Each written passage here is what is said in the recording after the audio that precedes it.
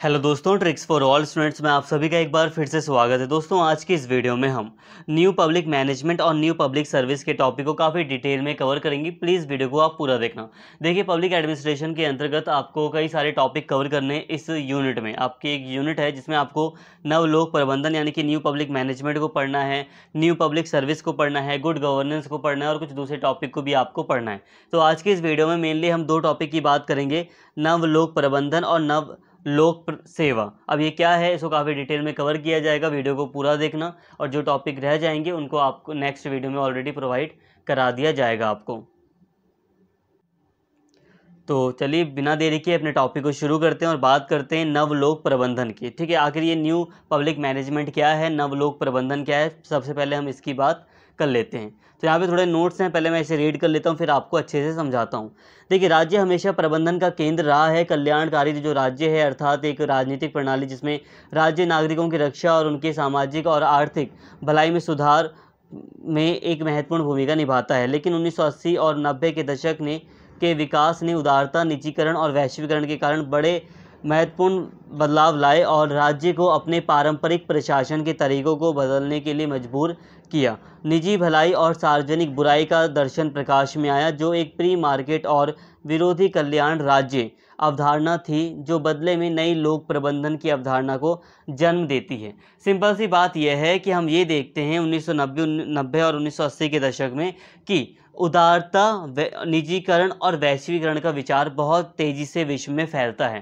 कहने का मतलब यह है कि इसी टाइम, ये एक ऐसा टाइम होता है 1980-1990 का दशक, जिस समय नव उदारवाद की विचारधारा काफ़ी तेज़ी से फैलती है। नव उदारवाद की विचारधारा ऑलरेडी आपको पढ़ाया गया है। नव उदारवाद यही कहता है कि राज्य को मार्केट में कम से कम हस्तक्षेप करना चाहिए, कम से कम सरकारी चीज़ें होनी चाहिए, अधिक से अधिक निजीकरण होना चाहिए, प्राइवेटाइजेशन ज़्यादा होना चाहिए, मुक्त व्यापार होना चाहिए, खुला कंपटीशन होना चाहिए। ठीक है, ज़्यादातर जो सेक्टर हैं, ज़्यादातर जो दफ्तर हैं, ऑफिस हैं, वो प्राइवेट हाथों में होने चाहिए। और यही है नवलोक प्रबंधन, क्योंकि नवलोक प्रबंधन इसी के तहत सामने आया। नवलोक प्रबंधन का कहना यही है कि अधिक से अधिक जो चीज़ें हैं वो प्राइवेट सेक्टर में होनी चाहिए।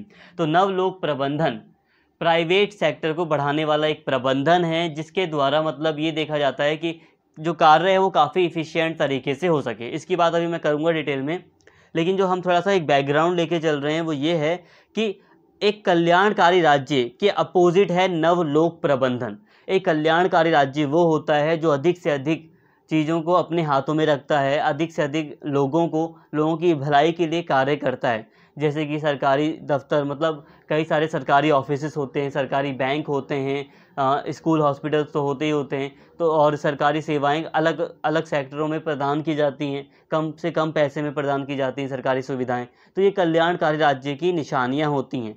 बट नवलोक प्रबंधन इसका अपोजिट है। जैसा कि मैंने आपको बताया, 1980 और 1990 के दशक में दौर ही चल रहा था कि जो राज्य है, जो कल्याणकारी राज्य है, वेलफेयर स्टेट है, इसको कम से कम इंटरफेयर करना चाहिए। वेलफेयर स्टेट जो है उसकी अवधारणा धीरे धीरे निम्न होती जा रही थी। तो ऐसे में नवलोक प्रबंधन को निजीकरण के तौर पर लाया गया।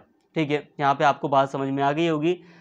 सिंपल सी बात है, नवलोक प्रबंधन एक तरह से प्रबंधन ही है, मैनेजमेंट करना है। ठीक है, प्रशासन का मैनेजमेंट करना है, ठीक है, लेकिन एक नए तरीके से मैनेजमेंट करना है। ये नया तरीका ये होगा कि इसमें कम से कम राज्य का हस्तक्षेप होगा और कुछ और भी अच्छी चीज़ें होंगी। जैसे कि अच्छी चीज़ें ये हो सकती हैं कि नवलोक प्रबंधन के अंतर्गत ये बल दिया जाता है कि जो कार्य है वो काफ़ी इफ़िशियंट, काफ़ी अच्छे तरीके से पूरा किया जाए। ठीक है, और यही जो 1980 और 1990 के दशक का टाइम पीरियड था, ये वो टाइम पीरियड था जिस समय निजी भलाई और सार्वजनिक बुराई जैसे नारे भी सामने आए थे। कहने का मतलब ये है कि सार्वजनिक बुराई का मतलब जो सार्वजनिक सेक्टर थे वहाँ पे भ्रष्टाचार वगैरह बढ़ रहा था, जो पब्लिक सेक्टर थे वहाँ पे जो अधिकारी वगैरह थे वो काफ़ी भ्रष्ट रूप उनका सामने आ रहा था, या एक नौकरशाही की तानाशाही दिखाई दे रही थी, और निजी प्राइवेट सेक्टर को इसीलिए बढ़ावा देने की बात की जा रही थी। तो ऐसे विचार प्रमुख रूप से सामने आए और निजीकरण के रूप में ही नवलोक प्रबंधन सामने आया। ठीक है, यहाँ तो कोई दिक्कत नहीं है। अब हम बात कर लेते हैं नवलोक प्रबंधन की विशेषताओं की। तो मैंने एक विशेषता आपको इसकी बता दी कि ये जो नवलोक प्रबंधन का विचार है ये निजीकरण से जुड़ा हुआ है। ज़्यादातर इसका जो पोर्शन है वो निजीकरण से जुड़ा हुआ है। एक बात आपको बता दी, नवलोक प्रबंधन मार्केट थैचर और रोनाल्ड रीगन की नीतियों से उत्पन्न हुई जो 20वीं सदी के अंत में अपनाई गई थी। यह सरकार के कार्यों में असफल और अप्रभावी प्रणाली के खिलाफ एक नई आशा के रूप में उभरा। तो फ्रेंड्स, यहाँ पे दो दार्शनिकों, दो विद्वानों के नाम बताए गए हैं। एक है मार्केट थैचर, रोनाल्ड रीगन। अब मार्केट की जगह थोड़ा हो सकता है नाम कुछ और हो, लेकिन हाँ, थैचर ठीक है। तो ये इनका नाम है, और रोनाल्ड रीगन। तो ये प्रमुख व्यक्ति थे जिनके विचारों से नवलोक प्रबंधन का विचार विश्व में सामने आया 20वीं शताब्दी के अंत में। ठीक है, जो मार्गरेट थैचर थी, जहाँ तक मुझे याद है इनका नाम मार्गरेट थैचर है, तो आप इसे करेक्ट भी कर सकते हैं, एक बार गूगल पे सर्च कर लेना। तो मार्गरेट जो थैचर हैं वो प्रधानमंत्री रह चुकी हैं यूके की, ठीक है, यूनाइटेड किंगडम की, यानी कि ब्रिटेन की वो प्रधानमंत्री रह चुकी हैं। ठीक है, 1990 के दशक में वो थी, 80-90 के दशक में।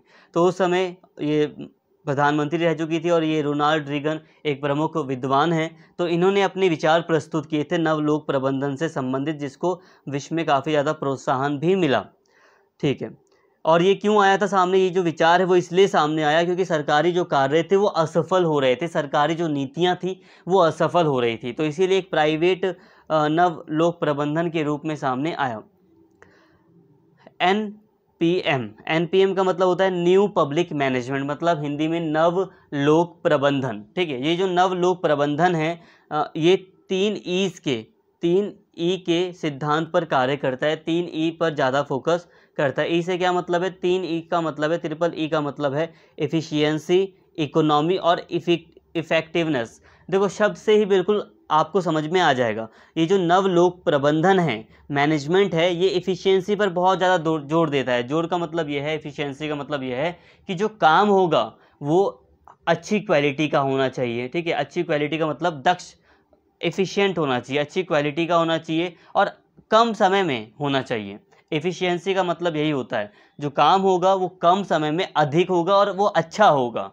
ठीक है, इस पर ये फोकस करता है। जो प्रबंधन होगा वो अच्छी क्वालिटी का प्रदान किया जाए, जो सेवा होगी वो ठोस प्रदान की जाए, अच्छी प्रदान की जाए। और इकोनॉमी का मतलब होता है कि कम से कम पैसे में अच्छे से अच्छा काम प्रस्तुत किया जाए। ऐसा नहीं है कि पैसे को मतलब बहुत कम रखा जाएगा, उतना रखा जाएगा कि कम से कम पैसे में भी अच्छा हम काम कर सकें, चाहे वो कम पैसा कितना भी हो, ज़्यादा भी हो सकता है वो, ऐसा नहीं है। लेकिन हाँ, जो काम की क्वालिटी है वो बनाए रखने का प्रयास किया जाता है। साथ में देखा जाता है कि हम कहाँ अपने खर्चों को कंट्रोल कर सकते हैं। तो नवलोक प्रबंधन की एक दूसरा आप कह सकते हैं केंद्र बिंदु है। इसके साथ ही इफ़ेक्टिवनेस मतलब जो काम किया जाएगा, जो प्रबंधन हो या जो कुछ भी है, वो काफ़ी प्रभावशाली ढंग से होना चाहिए। ठीक है, प्रभावशीलता विशेष समस्याओं पर संसाधनों को लक्षित करना और समस्याओं को हल करने के लिए नेतृत्व करने वाले लक्ष्यों को की विनिर्देशन सुनिश्चित करना। मतलब ये है कि इफ़ेक्टिवनेस, काफ़ी अच्छे से काम किया जाए, जिससे कि मतलब एक अच्छा प्रभाव भी, एक अच्छा रिजल्ट भी सामने आए प्रबंधन का। तो ये आपको समझ में आया। नवलोक प्रबंधन की जब हम विशेषताओं की बात करते हैं तो ये इसकी एक बहुत बड़ी विशेषता ये थी कि नवलोक प्रबंधन ये 3 ई के सिद्धांत पर कार्य करता है। हालांकि अभी हम आगे बात करेंगे इसकी काफ़ी डिटेल में। तो यहाँ पे आपको हल्का हल्का नवलोक प्रबंधन समझ में आया होगा, काफ़ी आ गया होगा वैसे तो। सार्वजनिक प्रशासन में पहला बड़ा बदलाव नई सार्वजनिक प्रशासन के आने के साथ हुआ, जबकि दूसरा बड़ा बदलाव नए सार्वजनिक प्रबंधन के आने से हुआ। देखिए दोस्तों, अगर हम बात करें पब्लिक एडमिनिस्ट्रेशन की, तो जो पब्लिक एडमिनिस्ट्रेशन है उसमें दो बहुत बड़े बदलाव कब हुए। एक बड़ा बदलाव तब हुआ था जब नया लोक प्रशासन आया था, या जो नया पब्लिक एडमिनिस्ट्रेशन है वो आया था। और दूसरा बड़ा बदलाव तब हुआ जब नया नव लोक प्रबंधन आया। सार्वजनिक का मतलब लोक होता है। ठीक है, तो देखो, एक होता है न्यू पब्लिक मैनेजमेंट और एक होता है न्यू पब्लिक एडमिनिस्ट्रेशन। तो यहाँ पे दो चीज़ें बताई जा रही हैं कि पब्लिक एडमिनिस्ट्रेशन में ये दोनों ने ही बहुत बड़ा बदलाव किया है। हालांकि नई सार्वजनिक प्रबंधन शब्द को क्रिस्टोफर हेड होगा यहाँ शायद, क्रिस्टोफर ने 1991 में प्रकाशित अपने प्रसिद्ध लेख सभी मौसमों के लिए सार्वजनिक प्रशासन में उजागर किया था। देखो दोस्तों, अगर नाम में थोड़ा आपको मतलब कुछ अगर गलत भी लग रहा है तो आप इतना भी कर सकते हो, कोई दिक्कत नहीं है। हालांकि मैं माफ़ी चाहूँगा, थोड़ा सा मतलब करेक्शन मुझे करनी चाहिए थी।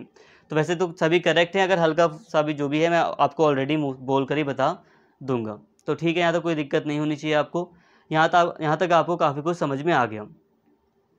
एनपीएम, एनपीएम मतलब पता है आपको, वही है न्यू पब्लिक मैनेजमेंट। तो न्यू पब्लिक मैनेजमेंट का जोर प्रदर्शन पर आधारित मूल्यांकन पर है। जो एनपीएम है इसका जो मतलब ये किस चीज़ पे बल देता है, ये देता है बल प्रदर्शन पर, ठीक है। जो परफॉर्मेंस होनी चाहिए ये अच्छी होनी चाहिए।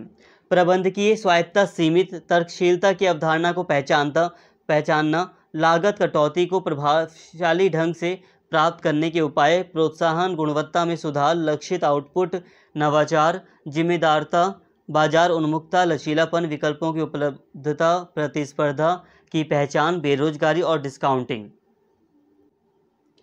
तो फ्रेंड्स कहने का मतलब ये है कि जो एनपीएम है वो बल देता है प्रदर्शन पर, बल देता है ये, या जो तर्कशीलता है उसकी अवधारणा को पहचानता है, उस पर बल देता है। लागत को कम करने का प्रयास किया जाता है नवलोक प्रबंधन के द्वारा, प्रोत्साहन बढ़ाने का प्रयास किया जाता है जो टीम है, गुणवत्ता में सुधार करने का प्रयास किया जाता है, एक अच्छा रिजल्ट आए, आउटपुट अच्छा आए, नवाचार, नई नई टेक्नोलॉजी का प्रयोग किया जाए, नए तरीके आजमाए जाएं, इस पर बल देता है। रिस्पॉन्सिबिलिटी हो, अकाउंटेबिलिटी हो, जवाबदेह बने जो भी काम करने वाले जो कर्मचारी वगैरह हैं प्रबंधन के अंदर, तो ये इस पे बल देता है। बाजार उन्मुखता, जैसे कि प्राइवेटाइजेशन है, मतलब बाजार उन्मुखता पर ये बल देता है डायरेक्ट, कि जो बाज़ार है उसके अकॉर्डिंग, मार्केट के अकॉर्डिंग हम काम करें। लचीलापन, विकल्पों की उपलब्धता हो, कई सारे विकल्प मौजूद हों कोई भी काम करने का मतलब कई सारे आइडियाज़ हों, कई सारे चॉइस हो। प्रतिस्पर्धा की पहचान करता है, बेरोजगारी देखता है। तो ये सारे चीज़ें एनपीएम के तहत करने का प्रयास किया जाता है। तो नव लोक प्रबंधन एक बड़ा विचार है दोस्तों, तो नव लोक प्रबंधन के तहत ये सारी चीज़ें करने का प्रयास किया जाता है। यह राज्य के विपरीत बाजार की भूमिका और महत्व पर जोर देता है, क्योंकि एनपीएम ने माना कि बाजार वह कुंजी है जो समाज को विनियमित करती है। यह उदारता, निजीकरण और वैश्वीकरण के नए वैश्विक परिवर्तनों को संबोधित करने पर केंद्रित है। कहने का मतलब यह है कि ये जो एनपीएम है ये उदारता, निजीकरण और वैश्वीकरण के नए विचार, उदारता, निजीकरण और वैश्वीकरण के जो विचार है इस पर बल देता है। तो सिंपल सा मतलब यही है कि ये एक प्राइवेट, मतलब एक तरह से जो उदारता, जो निजीकरण, जो वैश्वीकरण का विचार है, इससे जुड़ा हुआ है पूरी तरह एनपीएम, ठीक है। एनपीएम मतलब राज्य के हस्तक्षेप को कम से कम करने का प्रयास किया जाता है। ये यूँ कह सकते हैं नवलोक प्रबंधन का ये जो विचार है वो यही है कि अधिक से अधिक चीज़ों को प्राइवेट हाथों में सौंप दिया जाए, तो जो प्रबंधन है वो ज़्यादा अच्छा हो सकता है। तो ये सारी चीज़ें इसमें शामिल थी। अब हम इसकी विशेषताओं की ही बात करने जा रहे हैं। तो अभी हमने बस एक अंडरस्टैंडिंग ली है, एनपीएम होता क्या है। अभी आप यहाँ पे मैंने बस आपको पढ़ाया, समझाया कि नवलोक प्रबंधन क्या है, ठीक है। नवलोक प्रबंधन के बारे में ये प्रमुख बातें बताई, ये प्रमुख बातें मैंने आपको बताई, और यहाँ पे कुछ इंपॉर्टेंट बातें मैंने आपको बताई थी। अब हम डायरेक्ट बात कर रहे हैं कि इसकी क्या मुख्य विशेषताएं हैं। तो प्रबंध प्रदर्शन के अनुसार मूल्यांकन और दक्षता पर ध्यान केंद्रित करना। देखो, एक एनपीएम का एक बहुत बड़ा मतलब एक कैरेक्टरिस्टिक है, एक विशेषता ये है कि ये जो प्रबंध होता है, जो मैनेजमेंट होता है, उसमें किस तरह का प्रदर्शन हो रहा है, परफॉर्मेंस क्या है, उसका मूल्यांकन, उसका इवैल्यूएशन किया जाता है। दक्षता पर ध्यान दिया जाता है, एफिशिएंसी पर ध्यान दिया जाता है कि काम कितनी तेज़ी से हो रहा है, कितने अच्छे ढंग से हो रहा है। मंत्रिमंडल प्रणाली की विकेंद्रीकरण और सेवा वितरण जिम्मेदारियों को कम स्तरों पर स्थानांतरित करना। यहाँ पे मंत्रिमंडल का मतलब सिर्फ यही नहीं है कि संसद की जो मंत्रिमंडल है वो, मंत्रिमंडल का मतलब ये है जो प्रमुख अधिकारी हैं मैनेजमेंट से संबंधित, उनका जो मंडल है उसे यहाँ पे मंत्रिमंडल कह दिया गया है। तो ऐसे में जो प्रमुख अधिकारी होते हैं उनकी शक्तियों का विकेंद्रीकरण किया जाना, ठीक है। जो सेवा है, जो सर्विस है, उसका मतलब वितरण हो, और जो हर व्यक्ति है उसकी उस जिम्मेदारी निश्चित की जाए। और मतलब कुल मिलाकर कहा जाए तो एनपीएम के तहत जो शक्ति है ऊंचे लेवल पर उसका विकेंद्रीकरण किया जाता है, उसको निम्न लेवल पर पहुंचाया जाता है। जैसे कि अगर एक अधिकारी के पास सारी शक्ति है किसी ऑफिस की, तो उस अधिकारी को शक्ति को थोड़ा कम कर कुछ शक्तियां जो छोटे अधिकारी हैं उनको भी दे दी जाती हैं। इसके अलावा एनपीएम की एक मुख्य विशेषता यह है कि लागत को कम करने के तरीके ढूंढता है ये। प्रबंध की स्वतंत्रता, काफ़ी ज़्यादा स्वतंत्रता होती है इसमें कि किसी भी तरह का ये मैनेजमेंट कर सकता है, बस हाँ वो मैनेजमेंट अच्छा होना चाहिए। ग्राहकों की ज़रूरतों को प्राथमिकता के रूप में रखें। मतलब देखो, एनपीएम की एक विशेषता यह है कि ग्राहकों की ज़रूरतों को प्राथमिकता देता है। सिंपल सा मतलब यह है कि ग्राहक चाहता क्या है, इस पर बहुत ज़्यादा रिसर्च की जाती है, ग्राहकों को खुश करने का प्रयास किया जाता है। उदाहरण के लिए दोस्तों, सिंपल सी बात है यार, एक आप प्राइवेट बैंक ले लो, एक गवर्नमेंट बैंक ले लो। तो गवर्नमेंट बैंक को अगर हम हटा दें तो जो प्राइवेट बैंक है वहाँ का जो मैनेजमेंट है आप उसे आज के टाइम पर नवलोक प्रबंधन कह सकते हो। तो सिंपल सी बात है, जो प्राइवेट बैंक होते हैं तो वो काफ़ी अच्छे से ट्रीट करेंगे आपको, वो काफ़ी अच्छे से कस्टमर से बिहेव करते हैं, बिकॉज एक तरह से वो प्राइवेट संस्था है, एक प्राइवेट बैंक है, तो वो चाहते हैं कि हमारा जो कस्टमर है हम उसकी ज़रूरत को जल्द से जल्द पूरा करें, वो सेटिस्फाइड रहे और वो हमें रैंक दे कि हाँ हम कितना अच्छा वर्क कर रहे हैं, कितनी जल्दी हम सेटिस्फाइड कर रहे हैं कस्टमर को। और दूसरी तरफ अगर आप गवर्नमेंट ऑफिस में जाओगे तो वहाँ में भी आपको थोड़ा टाइम लगेगा, में भी थोड़ा आपको इंतज़ार करना पड़ेगा आपका जो भी इशू है उसको सॉल्व करवाने में। तो यही होता है कि ग्राहकों की ज़रूरतों को पूरा करने की प्राथमिकता दिखाई जाने का प्रयास किया जाता है। राजनीति और प्रशासन की डाइकोटोमी की पहचान, इसको एक मिनट स्किप करो इसको आप।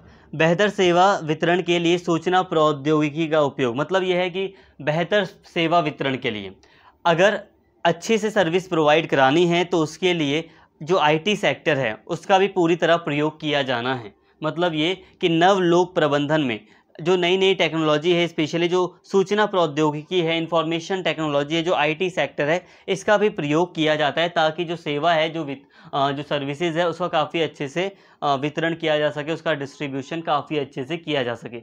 जैसे कि आप देखोगे हर कंपनी में अब अपना एक खुद का आईटी सेल होता है, तो कई सारे कार्य वो संभालता है ताकि जो सर्विसेज हैं उसको मैनेज किया जा सके। सार्वजनिक क्षेत्र द्वारा निजी क्षेत्र के प्रबंधन प्रथाओं को अपनाना, देखो सार्वजनिक क्षेत्र द्वारा निजी क्षेत्र के प्रबंधन और नवलोक प्रबंधन अगर हम बात करें पब्लिक सेक्टर में किस तरह का होता है, तो पब्लिक सेक्टर में भी नवलोक प्रबंधन को अपनाया जाता है, लेकिन हाँ उसमें ये प्रयास किया जाता है कि निजी क्षेत्र की तरह ही हम मैनेजमेंट करें। मतलब ये कि ये मतलब सार्वजनिक क्षेत्र का कोई ऑफिस है, पब्लिक सेक्टर का कोई ऑफिस है, तो नवलोक प्रबंधन के अंतर्गत वो निजीकरण में तो नहीं बदल जाएगा कि भाई वो अब निजी सेक्टर में बदल गया, लेकिन हाँ वो निजी सेक्टर की तरह, निजी ऑफिस की तरह, पब्लिक प्राइवेट ऑफिस की तरह अपनी पूरा जो मतलब प्रबंधन है उसको करने का प्रयास करता है। तो ये सारी चीज़ें नवलोक प्रबंधन के अंतर्गत आती हैं। एनपीएम की मुख्य विशेषताएं हमने यहाँ पर देख ली। एनपीएम के कुछ प्रमुख सिद्धांत है, अब ये क्या है इसको आप एक बार देख लो। तो यहाँ पे 3 प्रमुख सिद्धांत आपको दिखाए गए हैं, अधिकारों की नई दर्शन, लोक चयन दृष्टिकोण और न्यू टायलोरिज्म के बारे में। यहाँ पे 3 ये सिद्धांत है, इसको हम एक एक करके देख लेते हैं। देखो नव अधिकार दर्शन, अब एनपीएम न्यू पब्लिक मैनेजमेंट का एक जो पहला सिद्धांत है वो है नव अधिकार दर्शन। ये क्या है, ये सरकार के कम से कम हस्तक्षेप की बात करता है। यह राज्य केंद्रित बाजार की निंदा करता है, मुक्त बाजार और निजीकरण को बढ़ावा देने की बात करता है। तो दोस्तों यहाँ तक आपको बात समझ में आई कि नव अधिकार जो दर्शन है ये आपका एक पहला सिद्धांत है एनपीएम का, ठीक है।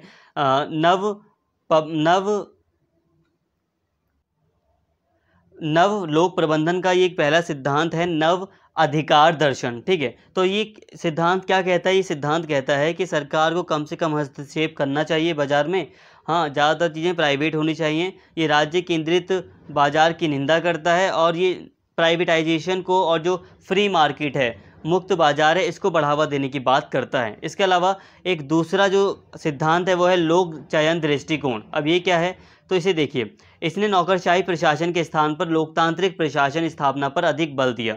लोक चयन जो दृष्टिकोण है एनपीएम का, ये बात करता है कि जो आपका जो भी ऑफिस है जहाँ पर भी मैनेजमेंट हो रहा है तो वहाँ पर नौकरशाही प्रशासन की जगह लोकतांत्रिक प्रशासन होना चाहिए। कहने का मतलब ये है कि जो प्रशासन हो वो जनता के लिए काफ़ी सुलभ होना चाहिए, आसानी से एक ट्रांसपेरेंसी होनी चाहिए, पारदर्शिता होनी चाहिए प्रशासन में, और नौकरशाही का जो दबदबा होता है वो कम होना चाहिए। जो बड़े बड़े अधिकारी होते हैं वो अपनी पावर का मतलब एक तरह से आप देखोगे अपनी पावर का यूज़ करके वो कई सारी चीज़ों को मतलब अपने कंट्रोल में करते हुए कई सारी सूचनाओं से लोगों को वंचित भी कर देते हैं। जो प्रशासन है उसमें अधिकारियों का वर्चस्व देखने को मिलता है, तो उसकी निंदा करता है ये। लोक चयन दृष्टिकोण का मानना है कि प्रशासन में लोकप्रिय भागीदारी का भी दावा होना चाहिए। मतलब जो लोकप्रिय भागीदारी, कहने का मतलब यह है कि जो पावर है किसी ऑफिस की उसका विकेंद्रीकरण होना चाहिए, जनता की भी भागीदारी होनी चाहिए, कुछ शक्ति जो निम्न अधिकारी हैं उनके पास होनी चाहिए। सार्वजनिक विकल्प दृष्टिकोण ने एकल केंद्रित प्रशासनिक शक्ति के सिद्धांत को नकार दिया और राजनीति के प्रशासन से अलग कर दिया। कहने का मतलब यह है कि जो एकल केंद्रित प्रशासन है, इसका मतलब जहाँ पर एक व्यक्ति प्रमुख हो, जहाँ पर कोई कुछ व्यक्ति, गिने चुने व्यक्ति प्रमुख होते हैं, तो उस चीज़ को लोक चयन दृष्टिकोण ने क्या किया है, लोक चयन दृष्टिकोण ने इस चीज़ को नकार दिया है। इस सिद्धांत को लोक चयन दृष्टिकोण ने नकार दिया और विकेंद्रीकरण पर आधारित प्रशासनिक व्यवस्था की बात की है। मतलब देखो, सिंपल सी बात है, लोक चयन दृष्टिकोण मुख्य रूप से बात कर रहा है कि कोई भी जो प्रबंधन है, कोई भी एडमिनिस्ट्रेशन है, वहाँ पर एक व्यक्ति या कुछ ही व्यक्ति प्रमुख नहीं होने चाहिए, कुछ ही व्यक्तियों के पास सारी पावर नहीं होनी चाहिए, बल्कि शक्ति का विकेंद्रीकरण भी होना चाहिए और लोकतांत्रिक तरीका अपनाया जाना चाहिए। इसके अलावा जो तीसरा जो सिद्धांत है एनपीएम का, वो है नवतयोलिज्म। ठीक है, 1970 के दशक में पूंजीवादी देशों ने आर्थिक संकट का सामना किया। उदाहरण के लिए 1973 के तेल शॉक, नए उदारवाद का सिद्धांत आया जिसने दावा किया कि बाजारों को अनियमित किया जाना चाहिए और नीतियों को DTL सूत्र पर आधारित होना चाहिए। दोस्तों, अब जो ये तीसरा सिद्धांत है, ये बात करता है कि जो अर्थव्यवस्था है, जो बाजार है, उसे DTL के सिद्धांत पर आधारित होना चाहिए, बस इतना। ठीक है, ये कह रहा है कि DTL एक सिद्धांत है, जैसे कि D का मतलब होता है अर्थव्यवस्था की नियमितता, और L का मतलब है व्यापार और औद्योगिक स्वतंत्रता का प्रतिनिधित्व, और B का मतलब है राज्य उद्यमों के निजीकरण, मतलब प्राइवेटाइजेशन को बढ़ावा दिया जाए। तो ये तीन सिद्धांत हैं, DLB। डी यहाँ पे थोड़ी मिस्टेक हो गई है, जिसकी डी का मतलब तो यही है, यहाँ पे एल की जगह टी होगा। ठीक है, टी से होता है ट्रेड, और यहाँ पे बी की जगह एल होगा, बी की जगह आप एल कर लो। ठीक है, DTL। तो तीसरा सिद्धांत नव तैलोरिज्म जो है वो इसी की बात करता है कि जो अर्थव्यवस्था होनी चाहिए वो उसे इसी सूत्र के ऊपर आधारित होना चाहिए। ऐसा इसलिए कहा इसने क्योंकि 1970 के दशक में जो स्पेशली जो पूंजीवादी देश थे, जो कैपिटलिस्ट कंट्री थी, तो उनको कई तरह से सफ़र करना पड़ा था, आर्थिक संकट का सामना उन्हें करना पड़ा था। स्पेशली जब तेल के जो दाम थे वो अनियमित हो गए थे, तो इससे बाज़ार अनियमित हो गया था, उसमें काफ़ी गिरावट आई थी, मार्केट में काफ़ी लॉस हुआ था कई सारे देशों को, बाज़ारों में मतलब जो इकोनॉमी थी कई सारे देशों की, उसको काफ़ी लॉस हुआ था। तो इसीलिए इस सिद्धांत को प्रस्तुत किया गया। इसके साथ ही ये जो तीसरा सिद्धांत था, ये प्रदर्शन मूल्यांकन तकनीक की बात करता है। ये बात करता है कि जो प्रदर्शन दिखाई दे रहे हैं, जो परफॉर्मेंस हमें दिखाई दे रही है किसी भी हमारे प्लान की, उसी के अकॉर्डिंग हमें नीतियाँ बनानी चाहिए, उसी के अकॉर्डिंग हमें मतलब आगे कार्य करना चाहिए। लाइक अगर हम कोई प्लान बनाते हैं तो प्लान हमें कैसे बनाना है, परफॉर्मेंस के ऊपर ध्यान में रख, मतलब परफॉर्मेंस देखेंगे हम कि हमारी नीतियाँ किस तरह से परफॉर्म कर रही हैं, क्या रिज़ल्ट हमें दिख रहा है, और उसी के हिसाब से फिर हमें आगे की नीतियाँ बनानी चाहिए। ये तीसरा सिद्धांत इसकी बात करता है। तो दोस्तों, यहाँ तक हमने NPM के सिद्धांत की भी बात कर ली। I know I can understand कि हाँ थोड़ी बहुत यहाँ पे दिक्कत आपको फेस करनी पड़ी, थोड़ा सा बोलने में कुछ प्रॉब्लम्स आ रही हैं या कहीं कहीं पे कुछ थोड़ा सा मिस्टेक हो गया है। तो जहाँ पर कुछ भी मिस्टेक है नोट्स में, तो उसे मैं ओरली आपको ऑलरेडी बता देता हूँ, तो कोई दिक्कत नहीं होगी। बाकी हाँ, थोड़ा सा कोऑपरेट कीजिए, आप भी जानते हैं टाइम भी कम है आपके लिए, तो बार बार वीडियो रिकॉर्ड करना भी मुश्किल है मेरे लिए। तो इसीलिए यहाँ तक आपको काफ़ी बातें वैसे समझ में आ गई होंगी, उम्मीद करता हूँ। अब हम आगे बढ़ रहे हैं और बात करते हैं यहाँ पर हम नवलोक सेवा की। तो इस तरह दोस्तों हमने NPM वाला जो आपका टॉपिक था, इसको मैंने आपको पढ़ा दिया। NPM न्यू पब्लिक मैनेजमेंट आपको मैंने पढ़ा दिया, क्या था कैसे था ये आपको समझ में आ गया। अभी से हम थोड़ा सा एंड में भी देख लेंगे, आपको जो भी डाउट है वो भी क्लियर हो जाएगा। तो अब हम बात करते हैं नवलोक सेवा की। देखो, लोक सेवा क्या होती है? लोक सेवा का मतलब आप सिंपल सी बात को समझो, सरकारी सेवा ही लोक सेवा है। जैसे कि आप मान लो किसी सरकारी ऑफिस में गए, अब आपको वहाँ पे कोई सेवा मिल रही है, कोई सर्विस आपको प्रोवाइड कराई जा रही है, तो वो लोक सेवा है। ठीक है, नवलोक सेवा क्या है? अब ये नवलोक सेवा आपको बताया जाएगा यहाँ पर। नवलोक सेवा दृष्टिकोण एक सार्वजनिक सेवा वातावरण की आवश्यकता का समर्थन करता है, जो जनता की सेवा करने के लिए सरकारी कर्मचारियों की नैतिकता और प्रेरणा को उजागर करने की कोशिश करता है। नव लोक सेवा मॉडल पारंपरिक सार्वजनिक प्रशासन को नियंत्रित करने के लिए एक बेहतर विकल्प प्रदान करता है, क्योंकि यह प्रशासनिक सेवा के कोर के रूप में सार्वजनिक हित और नागरिकों पर केंद्रित है। कहने का मतलब यह है कि नव लोक सेवा के अंतर्गत उम्मीद की जाती है कि जो सेवा प्रोवाइड कराई जाएगी किसी भी सार्वजनिक कार्यालय के द्वारा, वो निष्पक्ष हो, वो बिना भ्रष्टाचार के हो, वो मतलब वहाँ पर कोई गलत चीज़ ना हो। सिंपल सी बात है, सभी नागरिकों को आराम से सही से एक अच्छी लोक सेवा प्रोवाइड की जा सके, यही है नव लोक सेवा। ठीक है, लोक सेवा मतलब है नॉर्मली जो सरकारी सेवाएं प्रोवाइड की जाती हैं, जो सरकारी सेवक हैं वो लोक सेवक कहलाते हैं, लोक सेवा कहलाती है। ठीक है, लेकिन यहाँ पे नव लोक सेवा का मतलब ये है कि एक अच्छी सेवा प्रदान की जाए कम से कम समय में, या आप यूँ कह सकते हैं कि काफ़ी अच्छे ढंग से जब सभी नागरिकों को लोक सेवा प्रोवाइड कराई जाए तो उसको नव लोक सेवा कहा गया है। ठीक है, ऐसे में क्या है, जो सरकारी कर्मचारी हैं उनका ये नैतिक फ़र्ज बनता है कि वो सभी नागरिकों को जो भी मतलब जिसका भी उन्हें काम करना है वो सही से उनका काम करें या उनकी सहायता सही से करें। अभी हम इसे और आगे पढ़ लेते हैं। तो अब हम बात करते हैं नव लोक सेवा के सिद्धांतों की। नागरिकों की सेवा करना ही एक बहुत बड़ा सिद्धांत है नवलोक सेवा का। सरकारी कर्मचारियों का मुख्य भूमिका नागरिक की सेवा करना है।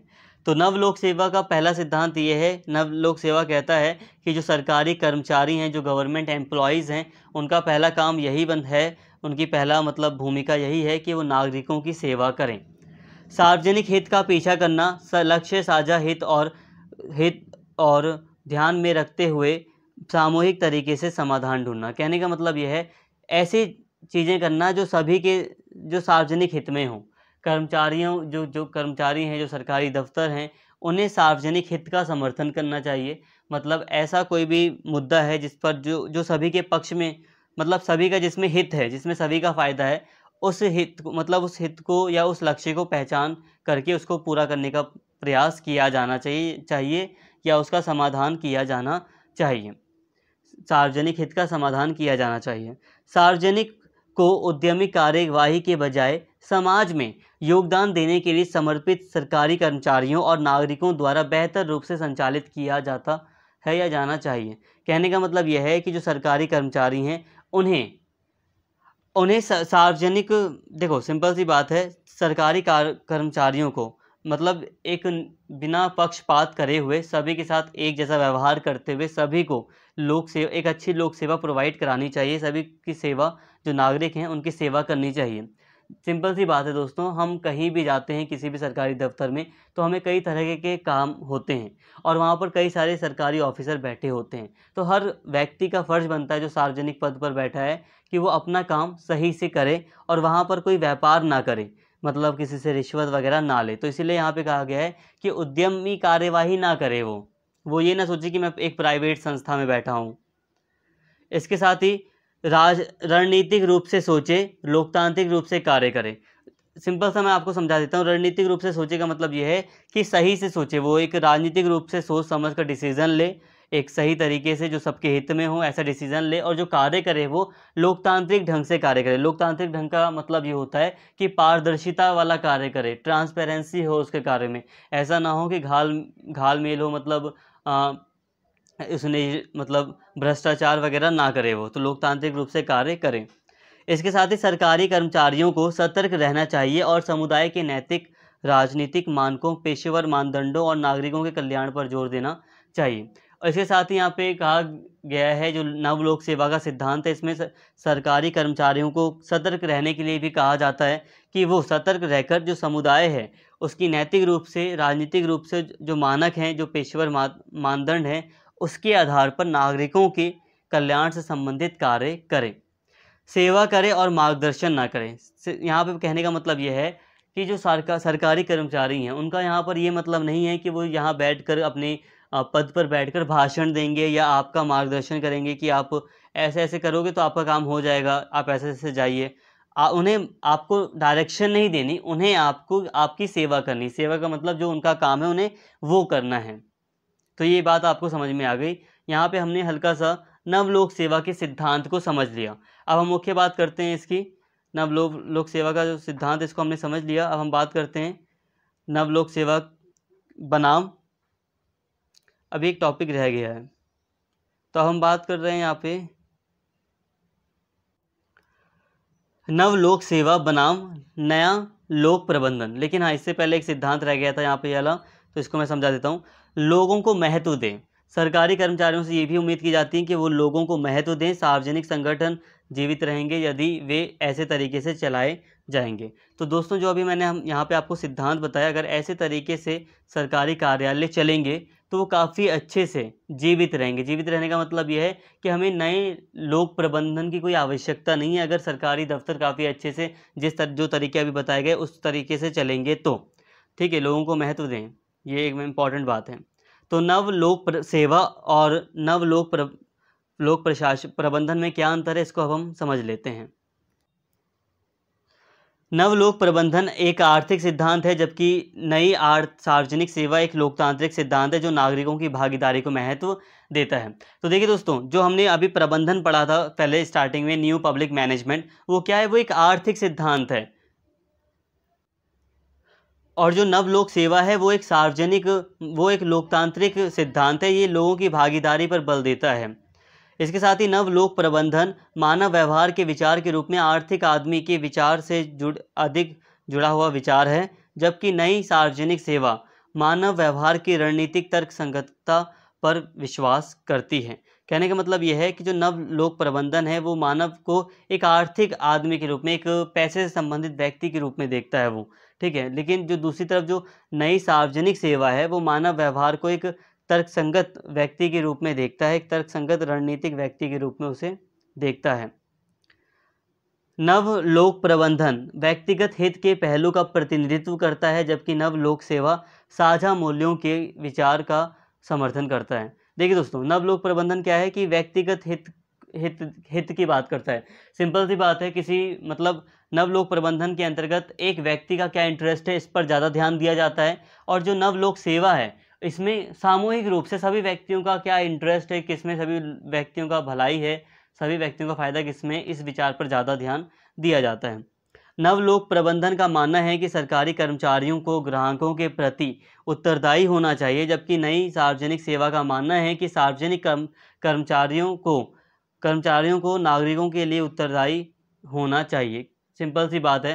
देखो, यहाँ पे आप नवलोक प्रबंधन को एक प्राइवेट सेक्टर के रूप में भी देख सकते हैं, क्योंकि ये प्राइवेट सेक्टर से संबंधित विचार है। तो प्राइवेट ऑफिस में नॉर्मली क्या होता है, नवलोक प्रबंधन जैसा जो विचार है वो प्राइवेट सेक्टर वाला जो विचार है वो है इसमें। तो सिंपल सी बात है, अगर आप किसी प्राइवेट ऑफिस में जाते हो, प्राइवेट किसी जगह जाते हो नॉर्मली, तो वहाँ पे आपके साथ जो व्यवहार है वो एक ग्राहक के तौर पर किया जाएगा, ठीक है। एक कस्टमर के तौर पर आपको ट्रीट किया जाएगा और आपके प्रति वो लोग उत्तरदायी होंगे।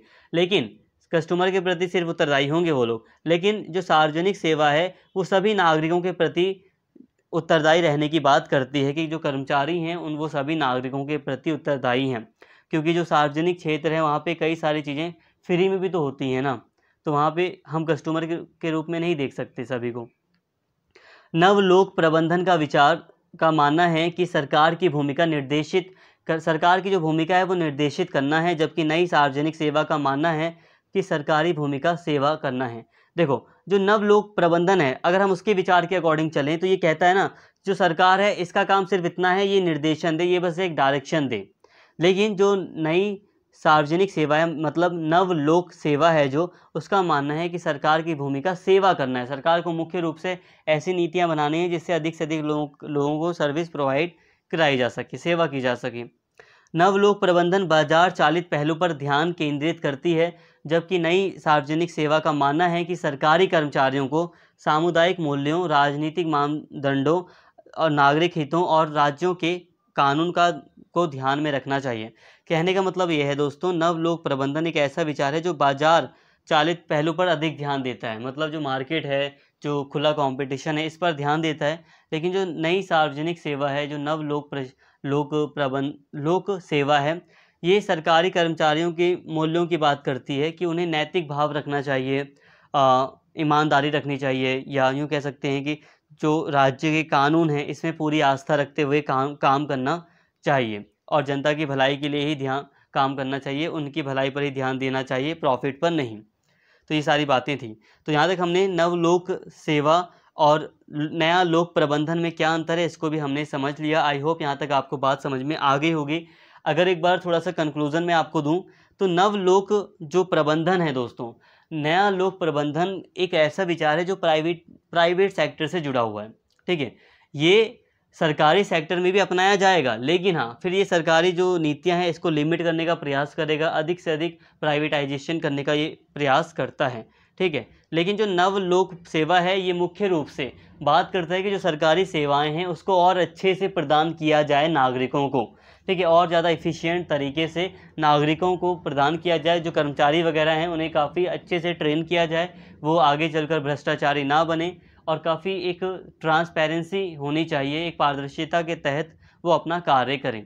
तो ये सारी चीज़ें थी। आई होप यहाँ तक आपको सारी बातें समझ में आ गई होंगी। नेक्स्ट वीडियो में हम सुशासन यानी कि गुड गवर्नेंस को भी समझ लेंगे। उम्मीद करता हूँ वीडियो आपको पसंद आई होगी। अगर वीडियो आपको अच्छी लगी हो तो प्लीज़ चैनल को सब्सक्राइब कर लें, वीडियो को लाइक करें, शेयर करें और कमेंट करके अपना फीडबैक जरूर दें। Thank you.